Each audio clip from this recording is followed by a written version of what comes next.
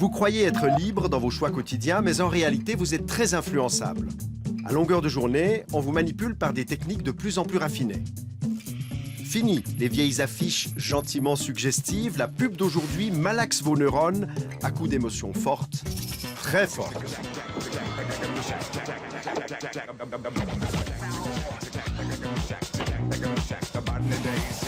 Dans l'heure qui suit, vous allez voir comment vous vous faites influencer par les slogans, les images et les étiquettes trompeuses. La preuve, nous avons rempli 2 bouteilles avec le même vin. 2 bouteilles portant des étiquettes différentes, l'une prestigieuse, l'autre médiocre. C'était le même vin et pourtant tous nos dégustateurs sont tombés dans le panneau. C'était les deux, c'était vraiment les deux mêmes. Ok. C'est pas possible. Vous êtes sûr? Oui, je suis sûr. Votre comportement est aussi très malléable. Avec quelques impulsions électriques, on peut faire de vous un brave altruiste ou un sale égoïste. Ça se pratique dans un laboratoire de Bâle où des chercheurs sont parvenus à modifier les réactions d'un spécimen en envoyant des impulsions magnétiques dans son cerveau. Vous verrez tout à l'heure que ça n'est pas de la science-fiction.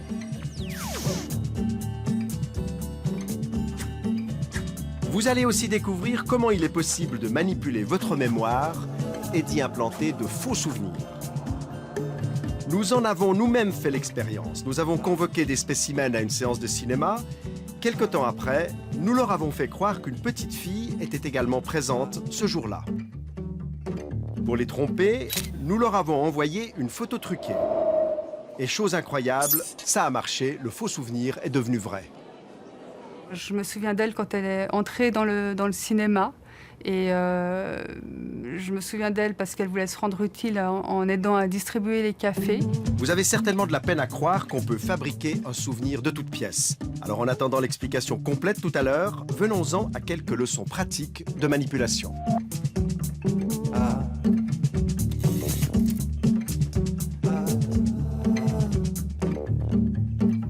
Bonsoir. Tout au long de cette émission, vous allez voir des expériences de manipulation très surprenantes. À longueur de journée et quasi en permanence, nous sommes mis sous influence. Dans ce café, par exemple, vous allez assister à une scène très banale. Un couple qui déjeune tranquillement à une table. Mais en réalité, en quelques minutes, plusieurs techniques de manipulation vont être utilisées. Regardez. J'ai trop mangé. Ça a été un petit dessert? Oh non. On a la tarte aux framboises de maman si jamais elle est succulente. Oui, bon bah finalement d'accord. Très bien. Je ferai un régime demain. Ouais. Au fait, chérie, pour cette manif sur le partage des tâches, t'as réfléchi? Écoute, franchement, défiler en tenue de ménage avec un aspirateur à la main, c'est pas trop mon truc. Mais il nous faut des hommes qui jouent le jeu dans cette manif, sinon il n'y aura pas de photos dans la presse. Enfin, je veux pas te forcer, hein. Tu es tout à fait libre d'accepter ou non. Bon, d'accord. C'est vraiment pour te faire plaisir. Bon, voilà la d'ici. Ça, c'est pour vous. Ah, bah 12 francs la mousse. J'espère que c'était des framboises bio. Bon, tu reprends un bonbon? Qu'est-ce que je laisse comme pourboire? 4 francs? Bon, allez, 5. Maintenant, on va revoir cette scène avec un psychologue spécialiste de la manipulation qui va nous la décortiquer en 3 moments clés. Ça a été un petit dessert? Oh non. On a la tarte aux framboises de maman si jamais elle est succulente. Il utilise une technique qui est bien connue et qui consiste à avoir un contact, mais pas n'importe quel contact. Contact, en général, c'est entre le coude et l'épaule, entre 1 et 2 secondes, sans effleurer, sans broyer. Et ce contact permet d'augmenter la probabilité de voir les gens faire, finalement, ce qu'on attend d'eux. Oui, bon bah finalement d'accord. Très bien. Je ferai un régime demain. Mais il nous faut des hommes qui jouent le jeu dans cette manif, sinon il n'y aura pas de photos dans la presse. Enfin, je veux pas te forcer, hein. Tu es tout à fait libre d'accepter ou non. Mais là également, ce qui est utilisé, c'est une technique qu'on connaît bien, qu'on appelle le « vous êtes libre d'eux » et qui consiste à doter d'un statut de décideur, de sujet libre, la personne dont on recherche le concours. Alors on peut utiliser des formules comme « évidemment, vous êtes libre », mais on peut également utiliser d'autres formules comme « surtout ne vous sentez pas obligé » ou « c'est à vous de décider, c'est à vous de voir ». Dans tous les cas, on a le même résultat. Les gens déclarés libres se soumettent davantage. C'est-à-dire, en d'autres termes, ils font librement ce que vous souhaitez les voir faire et qu'ils n'auraient pas fait spontanément. Bon, d'accord. C'est vraiment pour te faire plaisir. Bon, voilà la d'ici. ça c'est pour vous. Vous connaissez l'expression donnant, donnant. Le serveur ne fait rien d'autre qu'activer une norme de réciprocité. Il fait quelque chose pour vous qu'il n'était pas obligé de faire et il attend en retour de vous quelque chose que vous n'étiez pas obligé de faire. Qu'est-ce que je laisse comme pourboire? 4 francs? Allez, 5. Les petites techniques de manipulation sont omniprésentes dans le commerce. Le vendeur sait par exemple que l'acheteur est plus sensible à une baisse de prix affichée en pourcentage qu'en valeur absolue. Autre exemple, certaines marques de voitures diffusent un parfum sentant la voiture neuve dans leur voiture justement neuve pour qu'elles sentent encore plus cette odeur si typique de voiture neuve. Les clients adorent ça. On est dans un pays qui passe son temps à compter, mais on n'a jamais... Et à propos de clients, Sophia, vous la reconnaissez, c'est la journaliste très rationnelle de l'émission économique de la TSR. Elle passe ses journées à parler chiffres, budget et autres comptes transitoires. Et bien, une fois la porte du boulot fermée, ses envies et ses passions lui font perdre la raison. Exemple, lors d'une soirée de vente à domicile entre copines. Moi, j'étais partie en me disant, je vais dépenser maximum 200 francs. Ce qui me semblait déjà une coquette somme pour des bougies. Hein. Puis quand je suis passée à la caisse, j'en avais pour, je crois, 450 francs. Mais comment Sophia en est-elle arrivée à dépenser 2 fois plus que prévu? Tout s'est passé selon un scénario bien rodé. Sans s'en rendre compte, Sophia s'est peu à peu retrouvée dans un engrenage qui l'a poussée à en acheter beaucoup. Est-ce que vous identifiez à un moment une forme de mise sous influence subtile du groupe ou de la vendeuse? Du groupe, à l'évidence. C'est inconscient, évidemment, mais quand vous vous ouvrez à une amie en lui disant « Écoute, mais là, je crois que j'ai pas mal dépensé, mais j'ai encore envie de ce truc, là, de cette huile de massage, elle a l'air bien, la vanille et tout. » La copine, qu'est-ce qu'elle vous dit? Parce qu'elle vous veut du bien. Et moi, j'ai fait la même chose pour d'autres. Achète, allez au point où tu en es, achète. Et puis le rôle de la vendeuse dans cette séance-là en particulier, mais finalement, elle est assez effacée. Elle crée un décorum et ensuite, elle laisse que les choses se passent. Et de temps en temps, par petites touches comme ça, elle s'approche de quelqu'un qui est en train de lorgner du côté du catalogue et puis elle lui donne un petit renseignement. Là, elle vient vers vous et elle vous propose encore un petit quelque chose. Mais ce n'est pas très appuyé comme démarche. Donc vous n'avez pas l'impression qu'elle vous pousse à la consommation. Même si quelque part, elle le fait, évidemment. Et ça n'est pas tout, car si Sophia aime les bougies, elle adore le maquillage. Une amie m'avait offert un bon pour une séance de maquillage à mon domicile. J'étais avec ma mère. Et puis cette jeune fille est venue avec une petite mallette. Elle était la représentante d'une marque de cosmétiques connue. Et d'abord, elle m'a fait un maquillage et je me trouvais, mais canon. Puis ensuite, elle m'a dit, mais vous pouvez acheter les produits. Oh, ça c'est bien. Et alors là, la fille était vraiment active. Elle a dû flairer le pigeon. Et alors elle me disait, voyez Sophia par exemple, le crayon blanc, ça fait, si vous voulez avoir l'œil plus grand, alors je dis oui, je veux avoir l'œil plus grand. Ah ben il faut acheter ce crayon blanc. Et alors j'achète le crayon blanc. Voyez Sophia, ce mascara, alors comme celui-là, il n'y en a pas d'autre. Et j'ai envie de la croire à ce moment-là. Alors ne me demandez pas qu'est-ce qui vous pousse à la croire, je ne sais pas très bien, mais j'ai envie de la croire à ce moment-là. Et je me dis que si j'achète ce mascara, j'aurai le cil plus long. Et donc je plonge. Et je me suis retrouvée avec une ardoise de 800 et quelques francs, avec une mère décomposée à côté de moi qui me disait ma fille est folle, et j'étais un peu folle. Ouais. Pousser une acheteuse comme Sophia à mettre le doigt dans l'engrenage de la dépense, ça relève d'une habile technique de persuasion. Une technique qui a été décortiquée dans les années 60 par des psychosociologues américains.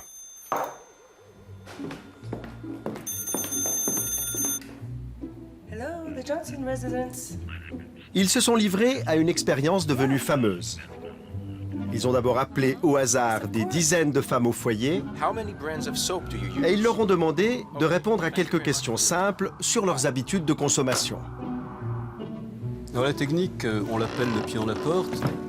Son principe est relativement simple, obtenir peu dans un premier temps pour essayer d'obtenir davantage dans un deuxième temps. On demande aux ménagères de répondre à quelques questions, anodines, 8 questions, on répond volontiers, alors que ce que l'on cherche à obtenir, c'est tout autre chose. Effectivement, quelques jours plus tard, les pseudo-enquêteurs ont rappelé ces mêmes ménagères pour leur demander d'accueillir chez elles des investigateurs chargés d'inventorier tous les produits qui se trouvaient dans leur placard. Okay, that's fine. L'opération devait durer plusieurs heures et la maison entière devait être passée au peigne fin. Bref, la visite promettait d'être pour le moins envahissante. Pourtant, la majorité des femmes contactées a accepté cette invasion sans sourciller. Que montre la recherche? Elle montre que si on avait directement demandé aux gens, aux ménagères, de recevoir cette équipe d'enquêteurs, la probabilité aurait été relativement faible, 23%. Maintenant, si au lieu de leur demander directement de recevoir cette équipe de plusieurs hommes, on leur pose quelques questions par téléphone, encore une fois 8 questions anodines, et si ensuite, et seulement ensuite, on leur demande de recevoir l'équipe d'enquêteurs, dans leur recherche c'est quelques jours après, alors la probabilité passe de 23% à 53% à accepter, plus de 2 fois plus, le gain est donc considérable. Comme quoi, la technique du pied dans la porte, S'il vous plaît. ça marche. Aux États-Unis toujours, mais en 1972 cette fois-ci, le psychologue social Harris tenta un pied dans la porte très simple. Dans la rue, il commença à demander l'équivalent de 2 francs suisses aux passants. Il justifia cette demande en disant qu'il n'avait pas assez d'argent pour prendre le bus. Très peu de personnes répondirent positivement à sa demande. Ensuite, il changea de tactique. Il commença d'abord par leur demander l'heure. Ainsi, il reçut beaucoup plus d'argent. Presque 40 ans après, l'expérience de Harris, est-ce que ça marche encore? Eh bien, c'est ce qu'on va tester ici à Lausanne avec des Lausannois. Pour commencer, je vais directement leur demander une petite piécette. Bonjour monsieur, vous auriez 2 francs, c'est pour prendre le bus. Oh, désolé. Bonjour madame, vous auriez 2 francs, c'est pour le bus.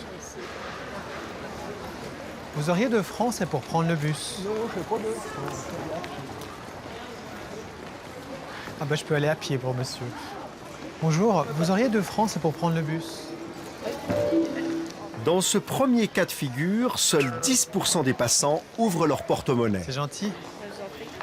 Bon bah, je suis pas encore riche, hein, mais maintenant on va essayer autre chose. Je vais commencer par leur demander l'heure, une demande qu'ils ne peuvent pas refuser, et ensuite je vais en profiter pour leur demander un petit peu d'argent. On va voir ce que ça donne. Bonjour madame, est-ce que vous pourriez me donner l'heure, s'il vous plaît? Oui. C'est 4h20. 4h20. Est-ce que vous pourriez également me donner 2 francs pour le bus, s'il vous plaît? Non. Tant pis. 25. 4h25. Est-ce que vous auriez juste 2 francs pour le bus? Je sais pas. Dans ce deuxième cas de figure, 40% des passants, soit 4 fois plus que tout à l'heure, sont prêts à donner de l'argent après avoir donné l'heure. Voilà. Merci beaucoup. De rien. Au revoir. Au revoir. Et un de plus. J'ai pas de monnaie du tout. Désolée. Tant pis. Au revoir. Cette proportion de 40%, on la retrouve dans la plupart des études scientifiques. C'est vrai? C'est gentil. Parfait. Merci beaucoup. Au revoir. Eh ben, incroyable, ça marche. J'ai 6 francs dans les mains. Alors la prochaine fois, si vous avez quelque chose à demander à votre femme ou à votre mari, vous avez intérêt à leur demander l'heure d'abord. Chérie, j'ose te demander l'heure, s'il te plaît? Bien sûr, mon ange. Il est 22h35. Merci.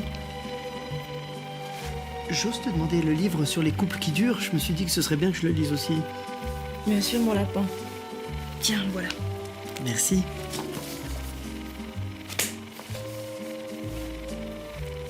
Chérie, j'ose te demander encore de... On peut faire l'amour? Bien sûr, mon trésor. Ça marche. Dans cette autre expérience mise au point par le professeur Joule, on va voir comment on peut inciter un passant à devenir serviable. Au premier acte, Luigi se promène dans une rue déserte et laisse tomber négligemment un billet de 20 francs. But de l'exercice, voir si les passants vont lui rendre le billet.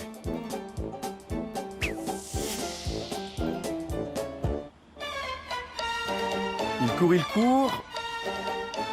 Lui, en tout cas pas.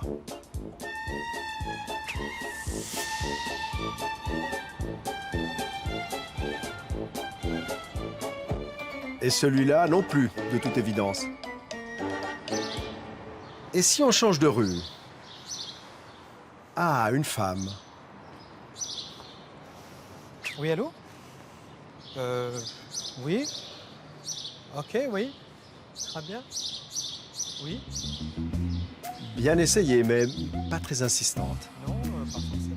Il faut dire que selon les recherches scientifiques, dans cette situation où ils ne se sentent pas observés, seuls 20% des passants rendent le billet. Voyons maintenant ce qui se passe si on ajoute une petite technique de manipulation dans l'histoire. Au deuxième acte, on fait intervenir un faux touriste qui demande son chemin. Salut. Tu sais où c'est le pont Bessières? Le pont Bessières, c'est le pont qui est juste là-bas. Juste, le prochain là, c'est pas celui qui est là-bas? Non, ok, c'est cool. Là-bas. Merci, ciao. Pareillement. Cette fois, les passants commencent par rendre un service. Tous acceptent de renseigner le faux touriste et lorsqu'ils aperçoivent le billet, leur attitude change. Dans ce cas de figure, les recherches ont montré que 40% des passants rendent l'argent. Merci bien. Au revoir. Tout se passe comme si le premier comportement avait permis à la personne d'établir un lien entre ce qu'elle a fait et ce qu'elle est, à savoir serviable. Elle n'était pas obligée d'expliquer où se trouve la gare, où se trouve le cours Mirabeau, ou la tour Eiffel. Elle n'était pas du tout obligée. Elle l'a fait. Elle ne l'a pas fait pour obtenir une récompense. Elle ne l'a pas fait pour éviter une punition. Et donc, elle va en inférer que finalement, si elle l'a fait, c'est parce qu'elle est quelqu'un de serviable. Et au coin de la rue, voilà une opportunité qui lui permet effectivement de se montrer qu'elle est effectivement serviable. Suivez le pavé. Ok. Merci beaucoup, monsieur. Au revoir. Lorsqu'on demande aux gens pourquoi vous avez réagi de cette façon-là, et les gens se drapent dans leur dignité pour vous dire mais enfin je suis comme ça. C'est dans ma nature d'eux. Vous voyez, donc il n'y a pas forcément conscience du processus par lequel ils ont été amenés à faire ce qu'ils ont fait, mais ils en appellent directement à ce qu'ils sont. C'est gentil. En d'autres termes, cessez de croire que vous êtes serviable et demandez-vous plutôt ce qui vous pousse à l'être. Merci beaucoup, madame. C'est gentil. Merci. Quand il s'agit de manipulation, on peut dire que l'habit fait le moine. En effet, si vous voulez augmenter la valeur d'un produit et le vendre plus cher, n'hésitez pas à soigner son emballage. Une expérience a démontré que le même article de journal mis en page dans le canard à sensation Le Blick ou dans la très respectée NZZ peut être à la fois considéré comme très léger ou au contraire comme très sérieux. Mais s'il y a un domaine où l'emballage compte, c'est celui du vin. Petite expérience de manipulation. Je vous laisse vous asseoir. Bienvenue à l'école hôtelière de Genève. Donc l'idée aujourd'hui, c'est de vous faire déguster 4 pinots noirs de régions différentes. Vous allez les goûter les uns après les autres, me donner votre impression rapide, et puis à la fin, le meilleur des 4 et puis le moins bon. Pour cette dégustation expérimentale, il faut d'abord sélectionner 2 bouteilles contenant des vins très différents. En l'occurrence, un pinot noir suisse-allemand, jeune et peu connu, et un bourgogne millésimé 2005, reconnu pour être un excellent cru. On remplit les 2 bouteilles avec un 3e vin de même cépage, mais d'une toute autre provenance. Le même vin, de qualité moyenne, va donc se retrouver dans les 2 bouteilles, l'une à l'appellation prestigieuse, l'autre de réputation médiocre. Et pour brouiller les pistes, on ajoute 2 autres bouteilles, dont le contenu, cette fois, correspond à l'étiquette. On va commencer par un pinot noir de Suisse alémanique, qui est en 2009. On commence avec une première apprentie dégustatrice.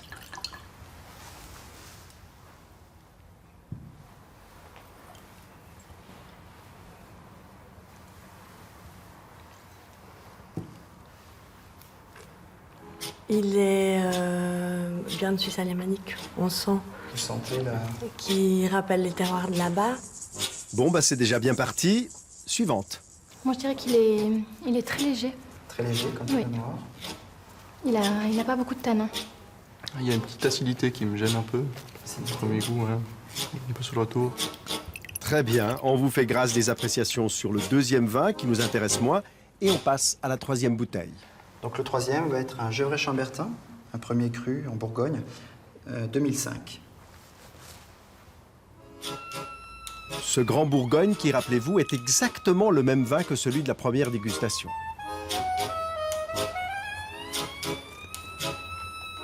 Bon, là, il y a tout de suite plus... on sent que c'est autre chose. On sent que c'est un peu plus structuré déjà. Plus de structure, plus de longueur. Oui, aussi, tout à fait, oui.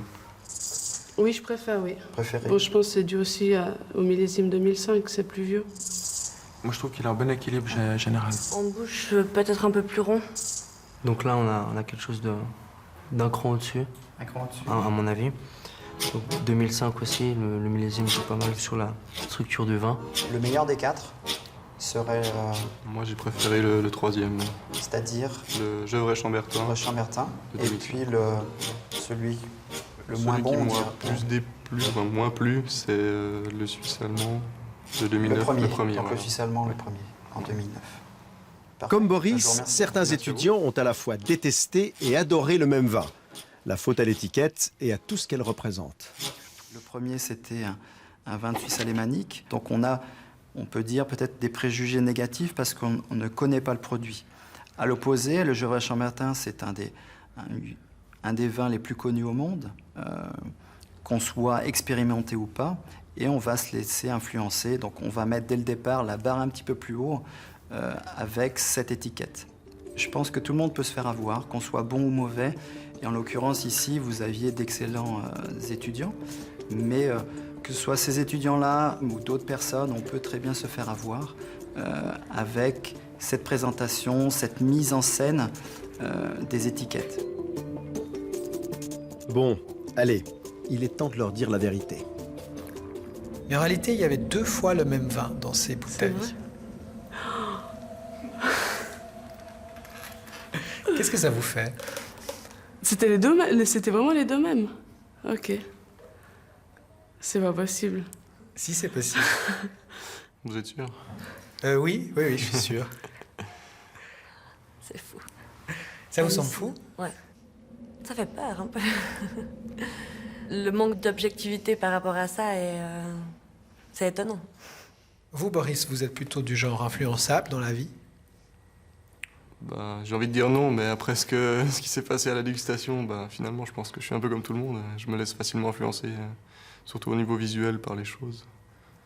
J'essaye de garder un peu d'authenticité dans mes choix, mais c'est pas toujours facile. Et même après avoir découvert la supercherie, nos spécimens ont encore de la peine à croire qu'ils ont dégusté 2 fois le même vin. Pour eux, il y avait réellement une différence de goût. Et ça me surprend parce qu'il y avait quand même une différence pour moi entre le premier, donc le pinot noir. Le Hallauer suisse allemand. Exactement, et le Chambertin pour moi était vraiment différent. C'est vrai que j'ai pas l'impression qu'ils avaient vraiment le même goût et le même nez. Donc, ça perturbe un peu. Ce phénomène de goût altéré, Ilke Plasman le connaît bien. En 2008, cette chercheuse allemande a procédé à une expérience similaire à la nôtre. Sauf qu'elle a testé l'influence non pas de l'étiquette, mais du prix sur l'appréciation d'un vin. Dans son laboratoire de neurosciences, elle a fait goûter le même cru, affiché à des prix différents, à plusieurs spécimens qui ont siroté à l'aide d'un petit tuyau leur verre de rouge dans un scanner. Okay, we're almost done. We have one more anatomical to go. That'll be about 1 minute, and after that you're all done. All right? Ilke Plasman a ainsi pu dépister les réactions cérébrales des dégustateurs et trouver des réponses à ces hypothèses de départ. Nous avions 2 hypothèses différentes. L'une était que si le vin est plus cher, on l'apprécie davantage. C'est ce que nous appelons rationaliser. On goûte et on se dit « celui-là est cher, il devrait donc être meilleur que le vin bon marché ». Notre deuxième hypothèse était que la différence de prix peut modifier la perception elle-même du goût. Nous avons découvert que sur un plan neurologique, le prix de la bouteille change véritablement la manière dont les goûteurs perçoivent la saveur du vin. Donc ils ne pensent pas seulement que le vin cher est meilleur, ils le ressentent aussi, parce que la partie de leur cerveau qui détecte les sensations et les saveurs agréables leur en donne le signal neurologique.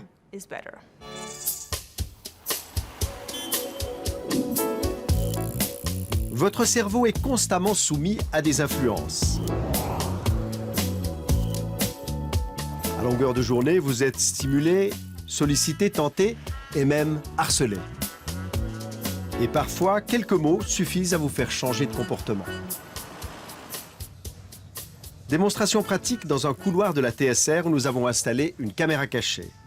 But de l'opération, reproduire une expérience réalisée aux États-Unis dans les années 90. Pascal Wagner, professeur de psychologie sociale à l'Université de Fribourg, nous a aidés à la mettre en place. Alors on veut voir si le fait de penser à une catégorie de personnes ou à un concept va influencer quelque chose d'aussi automatique que notre vitesse de marche, par exemple. Pour cette expérience, nous avons convoqué plusieurs spécimens et à leur insu, nous les avons filmés en mesurant le temps qu'ils ont mis à parcourir ce couloir avant de rejoindre une salle où ils devaient remplir un questionnaire. Léo, par exemple, a pris 15 secondes pour parcourir ce trajet. Pendant 5 minutes, il avait pour consigne d'écrire tout ce qui lui passait par la tête en relation avec les personnes âgées. Le but de l'exercice étant de le pousser à s'immerger dans le monde de la vieillesse.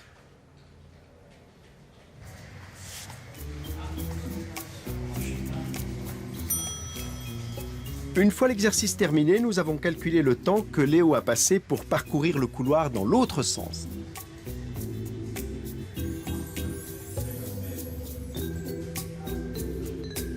Résultat, 16 secondes et 15 centièmes. Il a donc ralenti le pas au retour.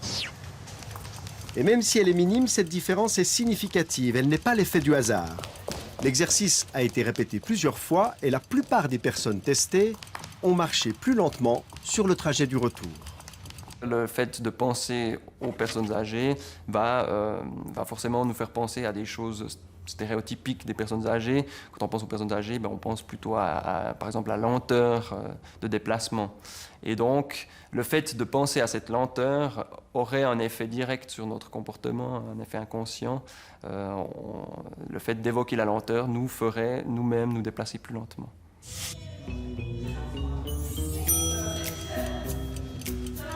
Le simple fait de penser à des personnes âgées a donc modifié le comportement de nos spécimens. Changeons maintenant les données du jeu.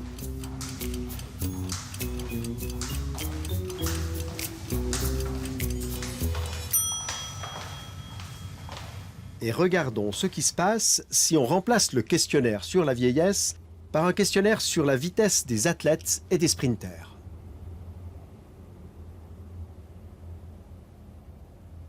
À bientôt. Ok, merci, au revoir. Vanessa avait mis 17 secondes à l'aller. Combien de temps va-t-elle prendre au retour?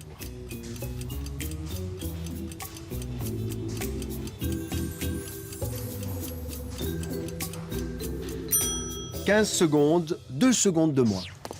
Cette fois aussi, nous avons répété l'exercice plusieurs fois. Et aussi fou que cela puisse paraître, selon le questionnaire qu'ils ont reçu, nos spécimens se sont transformés en vieillards ou en sprinters. Il fait attention, non? Ça garde la main. C'est tous des effets qui sont très étonnants, alors qu'ils ne sont pas de trop longue durée, heureusement. Et par exemple, ou de penser à l'agressivité, ça nous rend un peu plus agressifs. De penser au chaud ou au froid, ça change un peu notre évaluation des autres. On les perçoit comme plus chaleureux ou plus froids, justement. Et donc, c'est tout à fait étonnant, ces effets de nous penser sur notre comportement. D'abord parce qu'ils sont inconscients, donc on ne remarque pas du tout ces influences-là. Et elles peuvent être nombreuses. Et c'est étonnant aussi dans notre société un peu individualiste où on a l'impression que l'individu est responsable de ses actes, est maître et responsable. Et là, ça montre que pratiquement chaque pensée qui nous vient de l'extérieur peut nous influencer quand même. C'est presque inquiétant d'imaginer ça. Alors oui, ça pourrait, dans un régime effectivement dictatorial où l'amorçage devient des slogans qui sont toujours les mêmes et à toute heure du jour et de la nuit, bien sûr que ça pourrait avoir des effets beaucoup plus grands.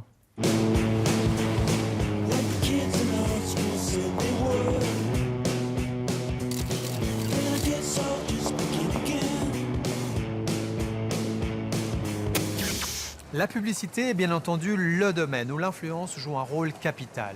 Influencer le consommateur, le pousser à acheter telle ou telle marque plutôt qu'une autre, voilà le défi de toute campagne publicitaire. Aujourd'hui, les spécialistes savent que pour vendre un produit, il est quasi inutile d'avancer des arguments rationnels, mais qu'il faut plutôt toucher nos émotions. Les subtilités de la pub n'ont plus de secret pour Martin Lindström. Ce jeune quadra danois, virtuose en marketing, est devenu le gourou des plus grandes marques de la planète. Coca-Cola, Nestlé ou encore Microsoft font régulièrement appel à lui. Lindström est un adepte du neuromarketing. Et pour savoir ce que vous pensez, vous les consommateurs, il ne recourt ni aux sondages ni aux statistiques. C'est votre cerveau qui l'intéresse. Plus nous arriverons à comprendre précisément le comportement inconscient, plus ce sera facile de contrôler les préférences des consommateurs pour une marque plutôt que pour une autre. Pour observer l'impact des pubs dans la tête des consommateurs, Martin Lindström s'est servi d'un électroencéphalogramme. Il a mesuré la réaction cérébrale de dizaines de téléspectateurs qui regardaient la version américaine de La Nouvelle Star, une émission sponsorisée par plusieurs marques qui cherchaient à se profiler. Pour certaines, ça a été le bide. Ford était en fait la marque qui a le moins bien réussi. Pourquoi? Eh bien, c'est très intéressant. D'abord, on se demande ce qu'une voiture a à faire avec un concours de chant. Tout à coup, les téléspectateurs voient une voiture au milieu du show et ils pensent « mais ça n'a rien à voir ». Et chose intéressante, cette pensée n'apparaît pas dans la partie consciente de leur cerveau, mais dans leur inconscient. C'est presque comme s'ils se disaient « hé, je suis en train de regarder une émission en ce moment, pourquoi diable doit-elle être interrompue par une voiture ?» Alors le cerveau se dit à lui-même, comment est-ce que je peux me débarrasser de cette information? Et il se débarrasse du nom de la marque, Ford. Ce résultat de notre recherche était choquant pour Ford parce que nous avons découvert que le cerveau a littéralement gommé la marque car il ne voulait pas que l'émission soit interrompue. À la poubelle donc, les 26 millions de dollars investis par Ford. Alors que Coca-Cola, plus discret, a brillamment réussi sa campagne. Ils ont placé des indices subliminaux dans le décor. On voyait Simon Cowell en train de lever un verre de coca en faisant « ah » ou on apercevait un canapé avec une forme bizarre correspondant au galbe arrondi de la bouteille de coca, ce qui est la signature de la marque. Ils plaçaient donc systématiquement ces formes arrondies dans le décor pour que, de manière inconsciente, on se dise tout d'un coup « Hé, j'ai vraiment envie d'un coca », mais sans savoir pourquoi. Et le fait de ne pas savoir nous rend moins sceptiques, et ainsi il y a plus de chances qu'on court vers le frigo pour y prendre un coca. La publicité allusive peut être diablement efficace. Martin Lindström l'a expérimenté lui-même. Nous avons fait une expérience avec une marque de cigarettes connue. Nous avons installé 2 affiches dans Los Angeles. Sur l'une, il y avait un cow-boy qui regardait le paysage. Sur la deuxième affiche, il y avait le même cow-boy, mais cette fois-ci avec le nom de cette marque. Et devinez ce qui s'est passé. Avec le logo, l'impact publicitaire était 2 fois moins efficace que sans le logo. On sait donc aujourd'hui que si on vous dit le nom d'une marque, vous êtes moins influencé parce que vous devenez méfiant. Vous vous dites « Hey, ils veulent me persuader d'acheter plus, mais je ne veux pas ». Mais en voyant le cow-boy, vous pensez « Hey, j'ai envie d'une cigarette ». Et dans ce cas, vous êtes sous influence. Les pubs les plus percutantes au monde sont des pubs sans logo. Par exemple, les écouteurs blancs. Il suffit de les regarder pour savoir que c'est un iPod, que c'est Apple. Ce qui va arriver à l'avenir, c'est que les marques vont être dissimulées. Les produits ne vous diront pas qui ils sont. Vous le devinerez. Et quand vous le devinez, il arrive 2 choses. D'abord, votre filtre de scepticisme baisse. Et ensuite, vous êtes en interaction avec le produit. Quand vous êtes en interaction, vous vous souvenez de beaucoup plus de choses que si vous êtes juste un observateur passif. À l'avenir, le logo va donc disparaître et les symboles vont prendre le dessus. L'odeur de la voiture, la sonnerie du téléphone, le toucher de la télécommande. Et toutes ces choses vont raconter une histoire indirecte sur la marque et c'est vous qui allez deviner qui c'est. On fait disparaître les logos et on fait appel à d'autres sens que l'ouïe ou la vue. Désormais, c'est votre odorat qu'on titille. Exemple, dans un supermarché. Les grandes surfaces ne placent pas la boulangerie près de l'entrée parce que c'est la meilleure place pour y faire du pain. En réalité, c'est le pire endroit du point de vue opérationnel. Mais sur le plan sensoriel, c'est un endroit idéal. Parce que l'odeur du pain qui sort du four est irrésistible. L'odeur est le seul stimulus sensoriel qui contourne la partie rationnelle de notre cerveau. Il touche directement aux émotions. On ne peut pas y résister. On se dit « je commence à avoir faim ». Et évidemment, plus on a faim, plus on achète. Lutter contre l'influence de la pub, c'est la bataille de David contre Goliath. Et dans cette histoire, David s'appelle Rémi Douat et il vit à Paris. Moi, en tant que passant, en tant que citoyen, en tant qu'individu dans la ville, je me sens agressé par cette publicité. Moi, je ne suis pas un anti-pub fervent. Je trouve que c'est normal de communiquer sur ce que chacun dans la cité fait. Voilà. Et parmi ces choses, il y a des produits, donc on communique sur ces produits. Mais là, on a passé, depuis de nombreuses années maintenant, une étape supérieure où tout est communication et tout est publicité.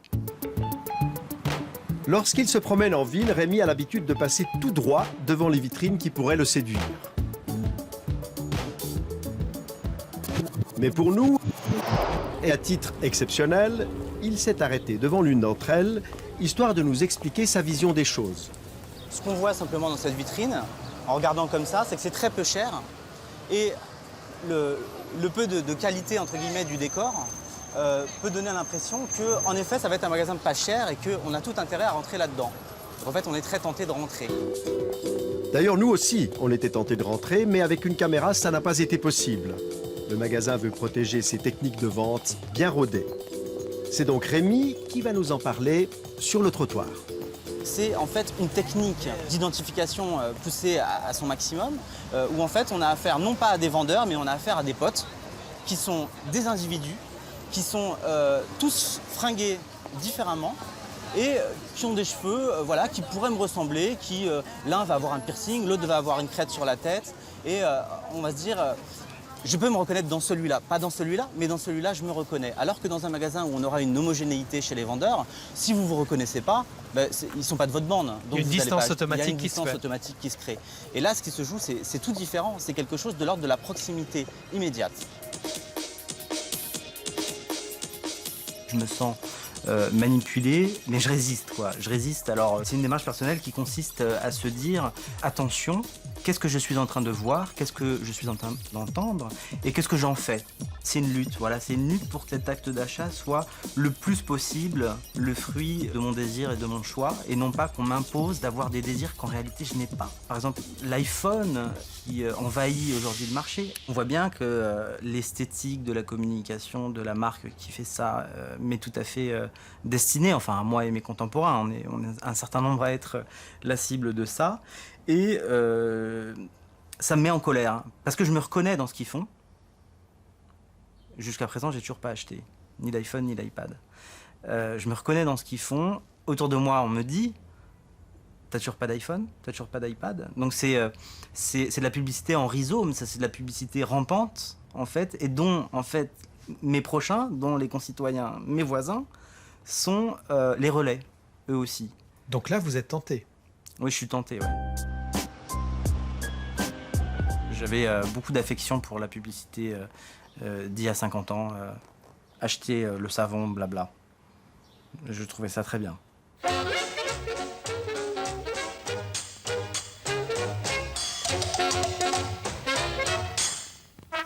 ça presse, quand ça presse, quand ça presse, pour toute la lessive entre deux, quand ça presse, c'est avec Express Liquide que ça va le plus vite. Parce que c'est déjà liquide. Express Liquide pour le lavabo et aussi pour la machine à laver. Une publicité a atteint son but si on se souvient d'elle, si elle reste marquée dans notre mémoire. La mémoire, c'est justement un espace qu'on a cru pendant longtemps inviolable. Mais en réalité, aujourd'hui, les chercheurs savent que nos souvenirs sont malléables et qu'il est donc possible de les manipuler. Le professeur Martial van der Linden de l'Université de Genève est un des quelques spécialistes mondiaux de la mémoire et de ses mécanismes.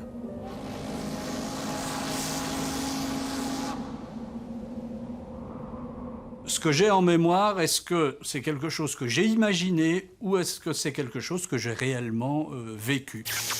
Le professeur van der Linden a mis au point une expérience qui prouve combien il est facile de confondre la réalité avec l'imaginaire. On projette à des spécimens plusieurs mots de la même famille, par exemple des vocables associés à l'idée de montagne, mais sans jamais leur montrer le mot montagne. On leur demande ensuite s'ils se souviennent des mots qu'on leur a présentés, et cette fois-ci, on y inclut le mot montagne. Au final, la plupart des spécimens se disent certains d'avoir vu ce mot. En ayant vu les différents mots reliés au mot montagne qui n'a pas été présentée, la personne, elle a généré, ou le mot a été associé automatiquement, elle a vu une montagne, où elle a associé tout ça au mot montagne, et ultérieurement, elle ne peut pas faire la distinction entre ce qu'elle a imaginé et ce qu'on lui a présenté. Et d'une certaine manière, elle l'a en mémoire, puisqu'elle l'a généré. De quoi remettre en question l'idée d'une mémoire infaillible. La plupart des chercheurs actuellement dans le domaine de la mémoire considèrent effectivement que la mémoire, c'est un processus de construction. Quand on met en mémoire, on construit un souvenir en fonction de nos croyances, de nos valeurs, de nos buts, de nos conflits. Et de la même manière, quand on récupère un souvenir, on va récupérer ce qui correspond à nos buts, nos croyances, nos valeurs. Donc c'est vraiment un processus de construction. On est loin de la métaphore de l'ordinateur ou de l'appareil photographique. Vous voulez dire quoi, du disque dur qu'on aurait... Voilà, on construit nos souvenirs. Une chercheuse américaine a poussé l'exercice plus loin. Elle a réussi à implanter sciemment dans la mémoire de plusieurs personnes le souvenir d'événements qui ne s'étaient jamais produits. L'une des choses qui m'a impressionnée, c'est que lorsque nous avons essayé d'implanter des souvenirs totalement faux dans la tête des gens, j'ai pu constater à quel point c'était facile à faire. Par exemple, nous avons réussi à faire croire à des gens que lorsqu'ils avaient 5 ou 6 ans, ils s'étaient perdus dans un centre commercial, en leur mentionnant un lieu précis et en citant des personnes présentes. Nous avons réussi à ce que ces gens se souviennent de cette expérience qui était totalement inventée. Et pour y parvenir, nous leur avons dit que leur mère ou leur père nous avait raconté ce qui leur était arrivé quand ils avaient 5 ou 6 ans. Et nous leur avons demandé ce dont ils se souvenaient. Ensuite, nous leur avons raconté quelques détails de cette histoire inventée, cette expérience de s'être perdu, d'avoir peur, d'avoir pleuré, et puis d'avoir été retrouvés et remis à leur famille. Quand nous avons fait ça pour la première fois dans les années 90, une personne sur 4 a cru à notre histoire et s'est mise à se souvenir partiellement ou totalement de cet événement inventé. Dans une autre expérience, des chercheurs ont emprunté une photo tirée de l'album familial de plusieurs spécimens. À partir de cette image et grâce à un montage, ils ont créé de toutes pièces une photo représentant un tour en montgolfière.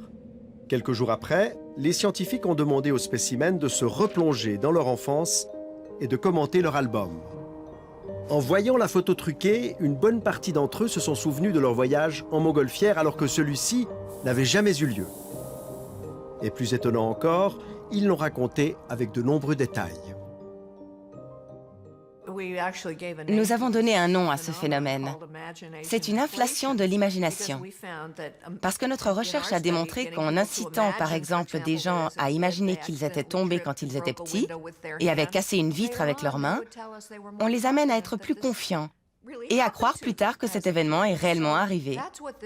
C'est donc à ça que peut aboutir l'imagination.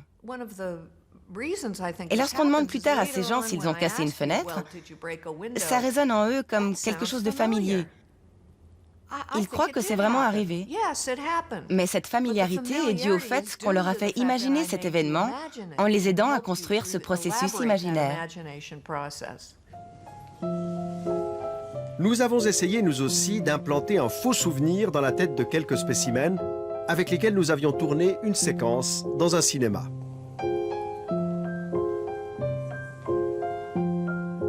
Quelques mois plus tard, nous les avons invités à un apéritif. À cette occasion, nous leur avons raconté une fausse anecdote soi-disant survenue lors du tournage. Nous leur avons fait croire que Luna, une petite fille devenue notre complice pour l'occasion, était présente dans le cinéma ce jour-là. Je me souviens de toi, Luna. Et qu'elle avait renversé du café sur le pantalon de Luigi. Heureusement que tu te rappelles toi aussi. Au cinéma, vous étiez là, vous, quand Luna nous servait les cafés, puis c'est avant qu'on tourne, quoi. C'était la Elle a honte. renversé le truc. Pour bien implanter ce faux souvenir dans leur mémoire, nous avons utilisé une vraie photo du tournage, mais en y ajoutant la petite Luna. Durant l'été, nous avons envoyé ce photomontage, parmi d'autres photos souvenirs, à nos spécimens. À l'automne, nous leur avons demandé de nous raconter quelques anecdotes sur le tournage. Bonjour. La présence de la petite Luna allait-elle faire partie de ses souvenirs? Notre expérience a-t-elle marché? Quand je suis arrivée, elle devait être à la caisse. Donc je l'ai juste aperçue. Elle était dans la cage à l'entrée, où il y avait les biscuits, où on servait les cafés. Hein. Mais après, je me rappelle vraiment pas. Caroline, elle, ne se souvient pas de la tache de café, mais elle garde un souvenir très précis de Luna. Alors, Luna, je me souviens plutôt comme une petite fille un peu timide. Je ne l'ai pas personnellement beaucoup côtoyée pendant cette journée-là. Je me souviens d'elle quand elle est entrée dans le cinéma. Et je me souviens d'elle parce qu'elle voulait se rendre utile en aidant à distribuer les cafés. Donc elle a été rejoindre Chloé dans la petite cuisine et à la cafetière. Et par la suite, je l'ai personnellement pas beaucoup vue, mais je me souviens d'un moment en fait où elle était un peu recroquevillée vers Chloé, un peu. Donc je l'ai sentie assez timide en fait. Et c'est l'image que j'en ai gardée d'elle. C'était une petite fille, visage un peu triste, en tout cas un peu fermé vers la machine à café. Durant cette interview, ce qu'on a essayé de faire avec vous, c'est de vous faire rappeler d'un souvenir qui est faux. Parce que la petite fille qui est sur cette photo, c'est une photomontage. C'est un photomontage. Il n'y a jamais eu de petite fille ce jour-là au cinéma. J'y crois pas. On l'a inventée de toutes pièces, cette petite fille. Et peu à peu, vous êtes arrivé à vous en souvenir. C'est hallucinant. Si c'est vrai, je tombe des nues. Et je me rends compte à quel point on est manipulé. Et là, ça me vexe un petit peu, en fin de compte. Si c'est vraiment vrai, je ne sais plus trop où est la vérité de la fiction. Et je suis impressionnée de voir à quel point on peut croire à une histoire aussi facilement. C'est-à-dire que la manière dont ça a été discuté, qu'on en a reparlé, pour moi, ça avait vraiment eu lieu. Ça avait vraiment eu lieu, même si je ne l'avais pas vu moi-même. Et heureusement que je n'ai pas essayé de faire croire que je l'avais vu moi-même, parce que sinon je me sentirais encore plus mal. Mais c'est comme si vous vous en rappeliez de cette petite fille, ce jour-là. Complètement, tout à fait. Et j'ai vraiment l'impression... Mais non, elle était là, je suis sûre qu'elle était là. Parce que je la revois vraiment vers la machine à café, donc j'ai vraiment cette image extrêmement présente à l'esprit. Donc j'ai de la peine à imaginer qu'elle puisse ne pas avoir été là ce jour-là. Pour vous, elle était là? Pour moi, elle était là. Comme Caroline, personne n'est à l'abri d'un faux souvenir. Et votre mémoire en est certainement pleine. Vous pouvez donc vous demander comment faire pour distinguer un souvenir réellement vécu d'un souvenir inventé.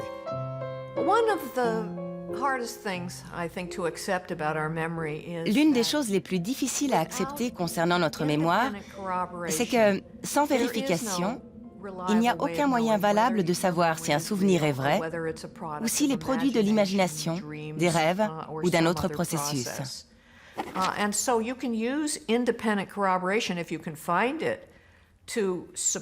Alors si on trouve un événement objectif qui prouve que le souvenir est faux, par exemple une impossibilité sur le plan géographique, biologique ou psychologique,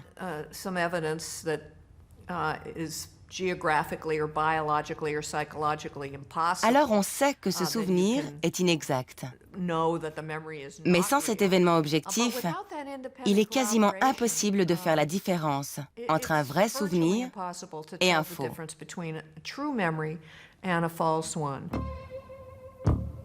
On peut donc aisément manipuler la mémoire, mais plus surprenant encore, il est aujourd'hui possible de modifier le comportement de quelqu'un en stimulant son cerveau. C'est l'exploit qu'a réalisé Daria Knorr, professeure au département de psychologie sociale et affective de l'Université de Bâle. Cette neuroscientifique de réputation internationale connaît de près les méandres du cortex préfrontal latéral, une zone qui joue un rôle important dans la prise de décision. Daria Knorr a mis au point une technique permettant de désactiver temporairement cette zone, donc d'influencer directement votre comportement et vos décisions. Nos recherches démontrent clairement, nous l'avons constaté à travers 9 études, que lorsque nous stimulons une zone bien précise sur la partie frontale du cerveau, les gens peuvent changer de comportement en devenant par exemple plus impulsifs ou moins corrects. Et on peut agir aussi sur d'autres dimensions du comportement. Démonstration concrète avec un jeu d'argent auquel participent par ordinateur une douzaine de spécimens. Ils reçoivent tous une certaine somme d'argent qu'ils doivent partager avec un autre joueur placé dans une pièce annexe, appelons-le Max, à qui ils font une proposition de répartition. Si l'offre est injuste, inéquitable, Max va généralement la refuser. Et personne ne reçoit l'argent. Lorsqu'on est confronté à une offre inéquitable, on est face à un conflit. D'un côté, on aimerait avoir l'argent, mais de l'autre, on trouve l'offre tellement injuste qu'on a envie de la refuser pour punir celui qui la propose. On est donc face à ce dilemme et on le résout en punissant celui qui viole les règles établies en faisant une offre inéquitable.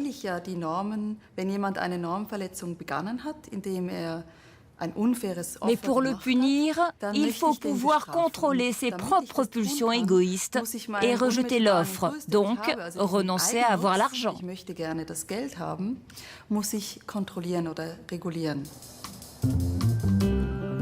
Au nom de l'équité, Max se prive donc d'un peu d'argent et il inflige une punition à l'autre joueur qui sera aussi privé d'argent. Mais ça se passe très différemment si on intervient directement dans le cerveau de Max et qu'on lui administre à travers le crâne des stimulations magnétiques. Une intervention que Daria Knorr a reconstituée pour nous.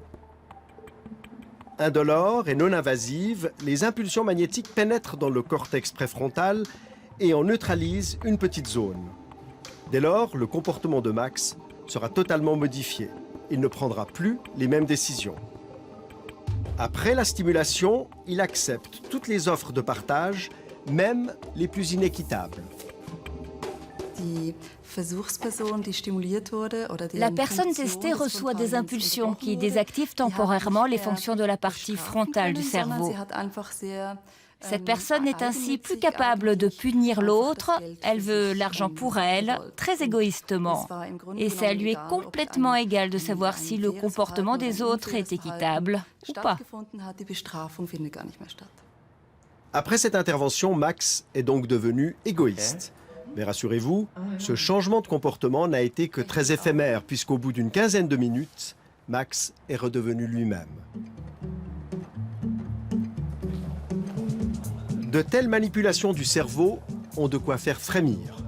Utilisées dans un but malveillant, elles favoriseraient les pires applications. Mais elles peuvent aussi servir à des fins thérapeutiques.